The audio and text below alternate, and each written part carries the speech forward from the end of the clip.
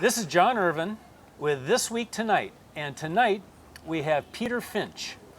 And Peter is a man of many facets. I first got to know who Peter was when I saw a post that he made on Facebook when he was selling a lot of gym equipment. Peter, you're a bodybuilder. I am a master's bodybuilder. Indeed, I am. Senior master's bodybuilder, competitive. And how long ago did you get into that?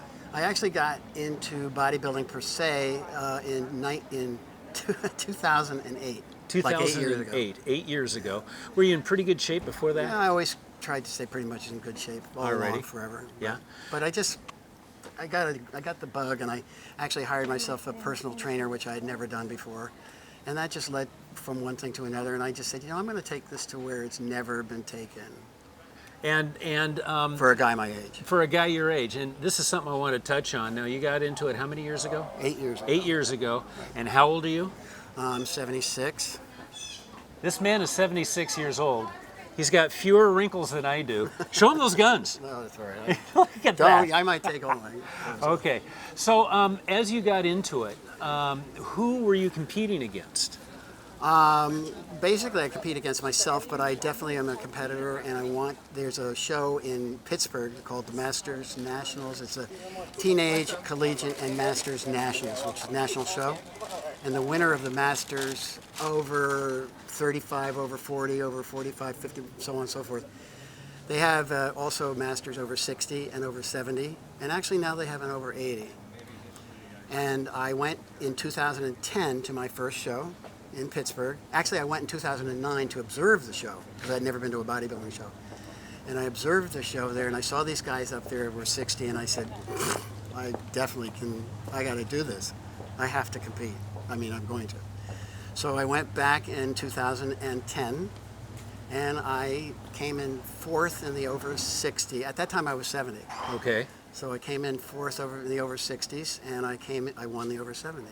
That's awesome. Which I was really, I was stunned. I was great. I wasn't stunned. I wanted to win it. And unfortunately, they did not give out a pro card in 2010.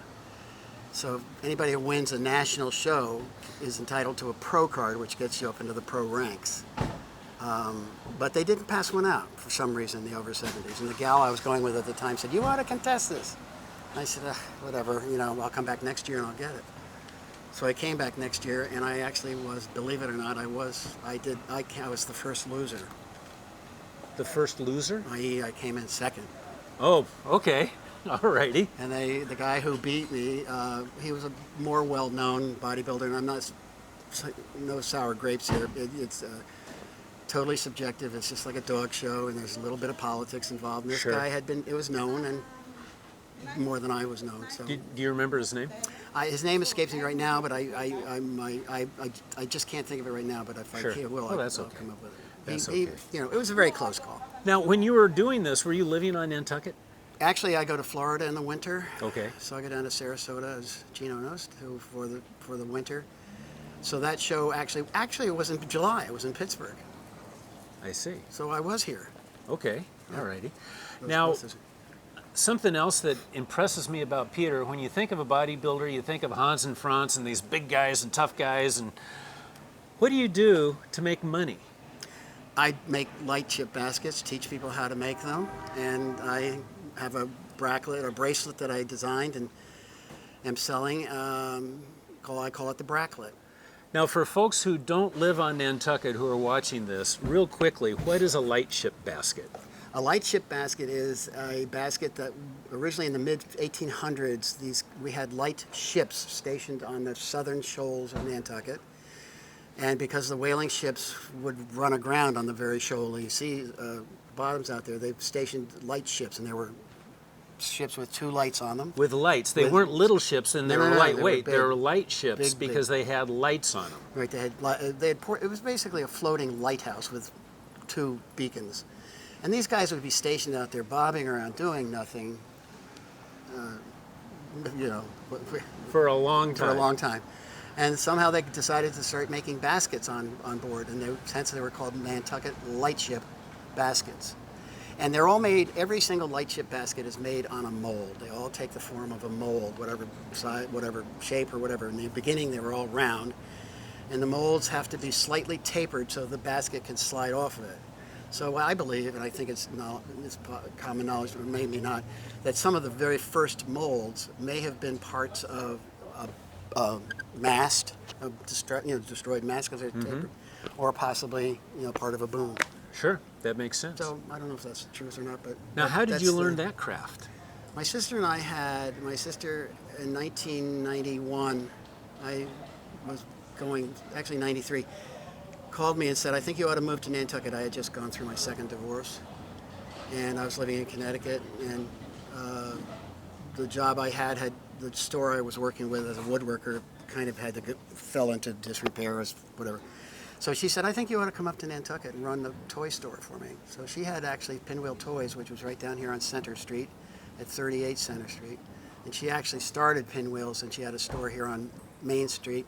And then when she had to leave the island because someone was harassing her, frankly, she went out west, and then she came back and started Pinwheel Toys, having transferred Pinwheels to Beth Hanlon, who is well known here on the island and is doing great.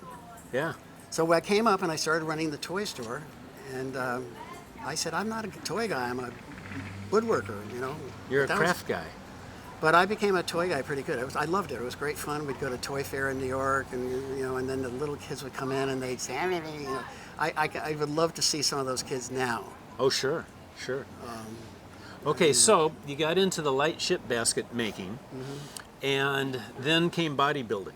Well, the light chip basket making thing came because I was a woodworker down in Connecticut. And my mom came here in the early 70s and lived here. So, of course, amongst other gifts, she gave me a little light chip basket at one time.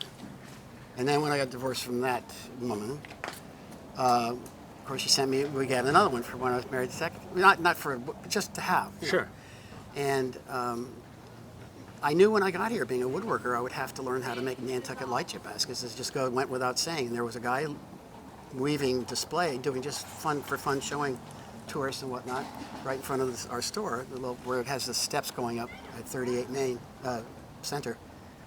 Charlie Rogerson. I said, hey, Charlie, what are you doing? He's just showing. I said, I've got to learn how to do that. How do I do that? He said, well, you've got to go find Donna Shafranek. And I taught her everything she knows. So I called Donna Shafranek, and she said, no, I have no room for anybody, this, that, and the other. But I pursued her, and finally she relented and said, okay, all right, come, you wore me down. And she used to love to tell the story that I just finally beat her up and she took me into class. So in 1995, I took a class from her, made my first basket, and from then on I was kind of hooked. And I kind of affiliated with Dick and Donna Shafranek and helped them out making parts and making bottoms and making rims and putting together kits and so on and so forth. They had a very good business and a very lucrative business. And finally, they turned that aspect of their business over to me. Now, are you teaching as well? Absolutely. Yeah. Now, as I understand it, you're going to be leaving the island, going back down to Sarasota. Now, is this a big move where you're going to leave the island forever, or are you going to be coming back and forth? I think it's over. You think it's over with the island? I've been here almost 25 years, and I just feel I've got to move on. I just want some more growth and newness. And I've been here a long time, and Nantucket is a fabulous place, but, schlepping back and forth from Florida to here, oh, poor me, but, it's a schlep. One of the things that has always struck me about people who seem to be very young, and quite honestly, you, to me, seem to be very young. Thanks. People have curiosities, and they're always growing, they're always exploring new avenues, and you seem to be one of those people. I mean, who takes up bodybuilding after 50 years old? Not too many people. It's really great. I love it. Yeah. I love it. Now, let's get it back into the bodybuilding a little bit. I assume you still train every day? Well, I've been a little slack because I've frankly been packing and teaching class and been packing my house up. I mean, I do everything out of my house. I do bodybuilding, I do my basket business, and I live there. So it's like a miasma of everything. Yeah. So I've got to get rid of my gym, which has not taken place. I've had two guys say they were going to buy the whole thing and they reneged on it. And that's not too good. I mean, I have a really super, very professional home gym. And I'm sure if several people wanted to take parts of that, they could probably purchase individual. Well, it's getting to the stage where I would entertain that. I would really Yeah. would like it to go all as one because it really is, and people who see it, they say, "Oh, this is fabulous. It's Yeah. really great." Yeah. I mean, but Because you're a professional. well, it's not. Yeah. I mean, it's all very. It's not your little stuff from Walmart Yeah. at all. Now, if somebody out there that's watching this wants to stay young like you, would you say exercise is the key? I would certainly say it's a very, very important aspect and cog of it. Mostly, however, it's what you eat and how you eat, and eating clean and eating consciously. And you know, you only have one body. Everybody thinks, you know, we got one body given to us, and the general public tends to, you know, stuff their faces and overeat and overdrink and over this and over that and get all totally out of shape. And then they go to some doctor and say, "Fix me," and I want to punch their lights out and say, "What Sure. have you done? What have you done to take care of this, your one most precious thing?" Because as soon as it goes, you're gonna go. Yeah. Yeah. And it's the only carrier of your life or spirit that there is. So I don't know why. Now, typically in a day, what does your diet look like? It's very clean. I eat about 6 times a day. I just have to. Okay, so let me stop you right there. For those of you sitting on the couch and looking at your belly thinking, I got to get rid of this. This man eats 6 times a day, but I bet they're not big No, meals. they're not. They're not. You've got to keep that furnace boiling. You got to keep it burning at a steady pace. You don't get going down here like this. You get starving, and then you slop out all that food, and then you get up there. And so eating 3 times a day is absolutely the worst way in the world to eat. You should eat clean. Like I eat chicken breasts and broccoli and rice, definitely. I mean, and everybody, when they think diet, they say, "Oh, it's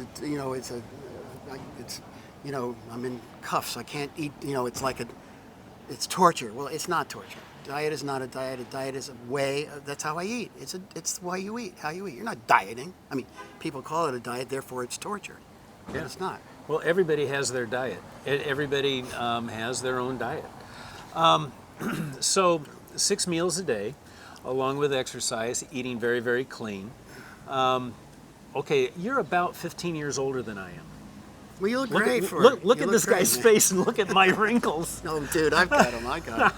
So if I was to start bodybuilding today, Sure, you could. I would have something to look forward to in 15 years. If I was to sit and do nothing today in 15 years, I'd go, Jesus, I'm really out of shape. I wish I had done something 15 years ago. The legend. Yeah. So no matter how old you are, you can start at any point and continue and get better. If you don't, you're just going to get worse. Yeah, I mean, you don't have to bodybuild. Like, I mean, I'm competitive and I want to look good. And I have a sister who frowns on this hugely. She thinks it's disgusting and that it looks awful and so on and so forth. But I don't really care what she thinks about that regard. I mean, I love it. And, you know, if you're, your body is your temple. Your body You know, is your temple. And I've abused mine. I mean, I was a big drinker until 15 years ago when I kicked that habit, thank God. And best gift I ever gave myself. Give the folks at home a gunshot. Oh, I can't. Oh, come on. What? It's like, hello. Look at that. Look at that. How old are you? 76. 76. Dude. Hold on. There. Look at that. 76 years old. Look at the size of that thing. 76 years old. Can we get an ab shot? No, my abs are not good. Okay. Seriously. All right. I'm not going to do that. All right. Well, Peter Finch, thank you very much for sitting down with me and joining me and Gino for Gino TV and This Week Tonight. Thanks, John. Thank you. Thanks, Gino. Thank you, Peter. All right, buddy.